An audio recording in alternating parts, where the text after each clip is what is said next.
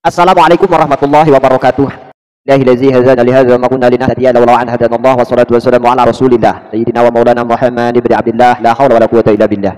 Sahabat-sahabatku, dalam pertemuan kali ini saya akan merespon dan menanggapi apa yang disampaikan oleh saudara Sani Uye, di mana selama ini kita sepaham, sependapat, dan banyak beliau pula mengkritisi kalangan Wahabi. Tapi ketika beliau ini berbicara di rumah sendiri, beliau lupa kalau kita punya hujah yang sama. Jadi tidak bisa disembunyikan karena kita sama-sama haji, sama-sama meneliti. Nah, yang ingin saya respon yang pertama ialah di mana saudara Sani Uye memelintir persoalan ini seolah-olah apa yang terjadi di daerah Pasuruan itu adalah membongkar makam. Perlu relevan. Anda mengatakan hal tersebut itu adalah sebuah pemelintiran, memberikan pemahaman kepada umat masyarakat seakan-akan kuburan yang dibongkar. Padahal itu ialah bangunan yang berdiri di atas kuburan. Silahkan kalian kawan-kawan cross check di lapangan, apakah betul saudara-saudara PWILS di sana itu membongkar kuburan itu? Sehingga kalau memang betul terjadi dibongkar, dikeduk, berarti benar apa yang dikatakan oleh saudara Sani Uye. Tapi kalau itu tidak terjadi, hanya sebatas bangunan yang berdiri, baik itu adalah kincingnya atau terlebih bangunan seperti rumah tersebut, ya berarti dia memelintir, memberikan pengertian kepada masyarakat yang salah. Tentu jelas jauh antara membongkar kubur dan merobohkan bangunan yang berdiri di atas kubur. Pahami di situ ya. Jadi saya sayangkan pada saudara Sani Uye yang berusaha beberapa konten dia untuk menghantar membela Habib Ma'alawi. Nah, sekarang ini tentu permintaan saya kepada Anda, kalau memang Anda peneliti, ilmuwan sejati, temukan apa yang menjadi titik persoalan kita selama ini. Adakah kitab-kitab muktabar? Adakah Anda menemukan terkonfirmasinya Datuk leluhur Habib Ma'alawi itu yang dipertanyakan? Sementara sudah jelas terang benderang ulama abad awal tidak mencatat nama Ubaid, ya, Alwi bin Ubaidillah. Di dalam abad keempat, kelima itu tidak ada catatan. Sementara ujuk-ujuk sekian lama, bahkan berapa abad baru muncul. Itu yang menjadi polemik kita. Kalau Anda bisa temukan, kita takzim, kita tabayun. Jadi selama ini itu mereka framing menutup-nutupi perkara di mana yang menjadi titik persoalan itu Anda bela. Lantas keyakinan Anda untuk tentu percaya kepada klaim mereka itu atas dasar apa? Sementara kedudukan nasab itu sama halnya dengan kedudukan hadis. Sahih dan tidaknya itu tergantung mutawatirnya riwayat. Pahami. Karena dengan logika, ya, di situ. Nah, kemudian saya akan menjawab di depan sebagai tantangan Anda, di mana seolah-olah apa yang dilakukan oleh PWILS itu adalah hal yang brutal. Apa yang dilakukan oleh PWILS membongkar bangunan yang berada di atas makam itu adalah hal yang keji, hal yang tidak ada tuntunan, hal yang tidak ada di dalam perintah. Dan nanti saya akan bacakan kutipan kitabnya, di situ jelas. Ada ulama yang menegaskan, bahkan menganjurkan untuk membongkar daripada bangunan yang berdiri di atas kuburan. Itu jelas, bukan kuburannya yang kita persoalkan, bangunannya. Paham ya di situ ya? Jadi kalau Anda katakan, bahkan Anda bilang ya kalau Anda berarti waras. Jadi di sini saya menjawab apa yang menjadi tantangan Anda. Kemudian setelah saya mengkanter atau merespon dari video Anda memberikan satu jawaban, ya saya harap Anda ya berpikir dengan jernih. Kita menggunakan data keilmuan. Jadi jangan istilahnya Anda menggertak orang, atas menantang orang seakan-akan Anda paling hebat sendiri dalam hal ini, dalam baca kitab, seakan-akan Anda paling paham, padahal kenyataannya bahwa tidaklah sedemikian. Jadi perlu disadari bahwa hakikat kita mencari ilmu itu bukan untuk debat, bahkan haram, ya. Kalau tujuan kita menuntut ilmu itu untuk dijadikan senjata perdebatan, itu sudah jelas sebelum kita jauh menuntut ilmu itu sudah dipesankan oleh ulama. Jadi tidak perlu kita koar-koar inilah saya dan sebagainya. Apakah itu tujuan Anda? Kemudian Anda merendahkan daripada saudara-saudara santri kita yang ada di pelosok-pelosok, padahal mereka punya kontribusi. Anda merasa hebat bisa menerangkan secara detail bahkan nahwu shorof dan sebagainya, tafsir dan sebagainya. Masalah kitab, Anda tidak melihat kontribusi kawan-kawan kita yang ada di pelosok, dan seakan-akan Anda pandang mereka itu sepele.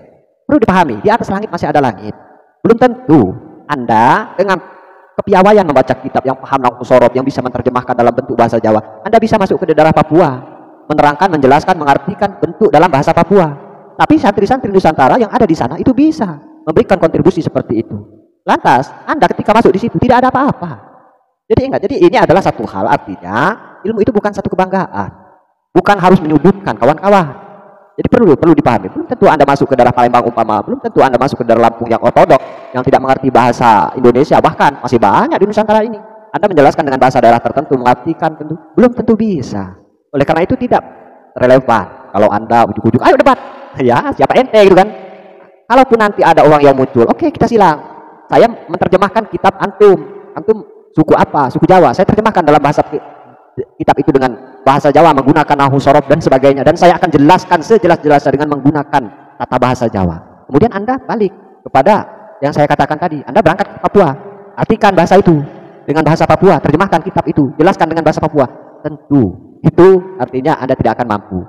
Jadi pesan saya, ya kajian ini adalah kajian ilmiah, jangan dipelintir, relevan. Jadi sesuai dengan tujuan Anda, bahwa Anda menunjukkan kualitas Anda itu memang ingin dijadikan sebuah rujukan, tetapi tidak untuk menyesatkan. Terlebih Anda memprioritaskan bahwa Anda hanya mencari simpati, subscriber, Anda hanya memproduksi konten. Jadi ini saya sayangkan kepada Anda, dan mudah-mudahan tentu apa yang saya sajikan bentuk jawaban apa yang Anda minta dari orang-orang tentu PBILS atau berseberangan pemahaman dengan Anda. Sekali lagi, bukan saya menggurui dalam hal ini. Dan saya kadang berpikir apakah saya salah guru, apakah saya salah baca kitab dan bagaimana gitu kan dalam kitab ini. Karena ini sudah jelas.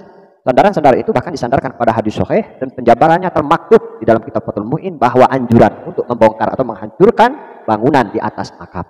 Maka dari saya silahkan simak videonya, dan bagi Kang Sani Uye, ya mudah-mudahan ya tidak mengedepankan egois lah dalam hal ini. Mari kita sama-sama belajar. Ya, kita sama-sama bagaimana memberikan pemahaman masyarakat itu yang cerdas, diteliti, dicerna dengan seksama, dengan seteliti-telitinya, agar kita tidak terjebak dalam hal ini. Terlebih ini akan tentu dinyam oleh masyarakat. Jadi kesalahan-kesalahan yang kita lakukan, kita akan mendapatkan satu pertanggungjawaban baik di dunia maupun di akhirat. Dan ini kajian ini sudah jelas saya tegaskan bahwa kamadorotan itu akan lebih banyak daripada kemaslahatannya kalau ini tanpa kita verifikasi, kalau ini tanpa kita tidak hati-hati dan tidak kita teliti. Oleh karena itu, tentu bagi kita santri ini wajib, bukan membela, membabi buta, bukan hanya memframing atau istilahnya kita meyakini satu hal tanpa dasar, karena itu tidak diajarkan oleh guru-guru kita. Kawan-kawanku, silakan disimak video yang saya sampaikan. Namun dalam hal ini saya Mangku Hakim Metos pamit dulu, undur diri. Salam akal sehat. Wassalamualaikum warahmatullahi wabarakatuh. Simak video. Kita langsung bacakan ibarahnya, di mana berasal dari Syekh Zainuddin Al-Malibari. Dalam kitabnya menegaskan bahwa wakuri halan dan makruhake opo binaun bangunan lahu maring kubur. Ailil kopi tegese maring kubur. Ini kalau tata cara kaidah kitab versi bahasa Jawa dengan langsung tentu menggunakan al-sorob. Tetapi dalam hal ini saya tidak ingin menggurui dan saya tidak ingin tertuju kepada seseorang atau orang-orang tertentu saja. Biar dipahami oleh masyarakat umum, maka saya akan tentu menerjemahkan, menjelaskan ini ke dalam bahasa Indonesia. Jadi nanti saya di-framing kalau nanti saya tidak bisa baca kitab seperti itu. Jadi sudah saya berikan gambaran itu ya. Jadi ini saya terjemahkan per kalimat biar mudah dipahami. Wa kuliha bina'ulahu aidil qabi wa alaihi li sihatin nahyi. Jadi makruh membangun tembok baik untuk liang kubur atau atas timbunan tanahnya karena ada dalil sahih yang melarangnya. Jadi di sini Syekh Zainuddin Al-Malibari ini mengutip fondasi perkataan beliau ini merujuk kepada hadis sahih, bukan murni, bukan ini pendapat beliau dalam hal ini, akan tetapi dasar dari hukum yang beliau ambil ini merujuk kepada dalil yang kedudukannya sahih. Kemudian dilanjutkan lagi di sana, anhu bila hajatin ka khaufin lubesin au khafri sabu'in au hadami sailin. Kemudian lagi bagaimana seterusnya? Di situ dijelaskan tanpa suatu keperluan yang semisal khawatir terjadi pembongkaran, dicuri, kemudian penggalian oleh binatang buas atau runtuh karena air bah, karena banjir. Paham ya di situ? Jadi ada hal yang tentu alasan bisa dinegosiasi, dimaklum ketika memang itu dibutuhkan adanya bangunan yang itu pun ala kadar, bukan bermegah-megahan, bermewah-mewahan, itu bukan. Kemudian ditegaskan pula wa mahalul karahatil bina'i idza kanat bimilkihi. Makruh membangun seperti itu adalah jika kuburannya berada di tanah milik sendiri. Bayangkan, kedudukan hukum makruh pun ini masih melihat kalau tanah itu milik sendiri, milik pribadi. Jadi bagaimana kalau ini di tempat umum yang bermegah-megahan, yang bermewah-mewahan? Ini nanti dijelaskan di sini. Jadi pahami dulu konteksnya di sini. Apa penjelasan dari kitab ini yang sumbernya sudah jelas, ulama mu'tabar ya. Kemudian kita lanjut lagi ya. Fa in kana bina'un nafsil qabri bi ghairi hajatin mimma marra aw nahwi kubbati alaihi bi musabbalatin. Kemudian apabila pembangunan tembok atau membangun tembok liang kubur yang tanpa keperluan seperti di atas yang tadi, adanya khawatir bongkar binatang buas atau hanyut karena banjir, atau membangun semacam kubah di atas kubur, itu dilakukan pada tanah perkuburan musabbalah. Musabbalah itu hibah ya, pemberian seseorang. Jadi bukan istilahnya itu tanah pribadi. Di situ dijelaskan. Wahia ma i'tada ahlul biladi fiha. Nah, dijelaskan lagi musabalah itu apa? Yaitu sebidang tanah yang disediakan oleh penduduk suatu negeri untuk mengubur mayat.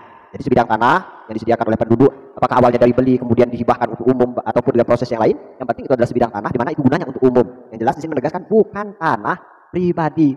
Urifa asluha wa musabbaluha amlah. Nah, kemudian baik diketahui asal mula pemilik atau orang pemusabbalahnya atau yang menghibahkan atau tidak. Jadi baik diketahui asal mulanya atau tidak gitu ya. Au mauqufatin atau dilakukan pada tanah wakaf yang diwakafkan di situ. Lantas bagaimana? Haruma. Nah, jelas di situ ya. Haruma maka hukumnya haram. Jelas ya di situ ya. Kemudian ditegaskan lagi. Wa hutima wujuban, perhatikan. Di sini poinnya. Wa hutima wujuban. Dan wajib dihancurkan atau dibongkar. Ini kata kitab, ini kata ulama. Ini menjalankan ini adalah perintah. Ini adalah hukum syariat. Bukan tanpa ada alasan, pasti ada sebab alasan. Mengapa itu wajib dibongkar? Nah, kan seperti itu. Li'anahu yata'abbadu ba'da inmihaqil mayit, sebab bangunan tersebut menjadi permanen setelah mayat membusuk dan punah. Jadi bangunan-bangunan itu permanen. Apalagi seharusnya bisa untuk orang 5, hanya dikuasai oleh orang 1. Ya jelas itu zalim, ya, tidak boleh. Wafihi tadyiqu 'alal muslimin. Kemudian lagi yang berarti mempersempit tanah buat muslimin lainnya. Mempersempit, bayangkan kalau di situ orang berlomba-lomba untuk membangun bangunan di atas perkuburan. Kalau 10 orang seharusnya itu bisa untuk menampung mayit 5 bahkan lebih orangnya dikuasai oleh 10 orang. Ya habis. Kan seperti itu. Jadi paham ya? Bima la rodo fi, sedangkan tanpa keperluan syarak. Jadi tidak ada keperluan, tidak ada kepentingan. Terlebih ini sudah jelas. Kepentingannya itu di ATM, pemasukan cuan. Makanya ini yang kita lakukan. Jadi bukan tanpa dasar. Jadi paham ya? Di mana ini? Kitab Fathul Mu'in, silahkan dicek. Adapun di atasnya yaitu kitab I'anat Thalibin, saya belum secara rinci, tapi kawan sudah ada yang menghantar dari kitab tersebut. Banyak hadis-hadis sahih. Adapun sekali lagi, adapun hukum yang membolehkan bukan berarti itu anjuran. Pahami di situ. Akan tetapi membolehkan itu karena sebab-sebab darurat. Sebab-sebab yang menjadi atau menguatkan suatu hal itu harus dilakukan. Penembokankah, pengizingankah? Tapi sekali lagi kalau untuk bangunan-bangunan besar itu tidak dinegosiasi. Paham ya di sini? Jadi sumber yang saya baca ini saya kutip dari kitab Fathul Mu'in halaman 72. Silahkan di cross check.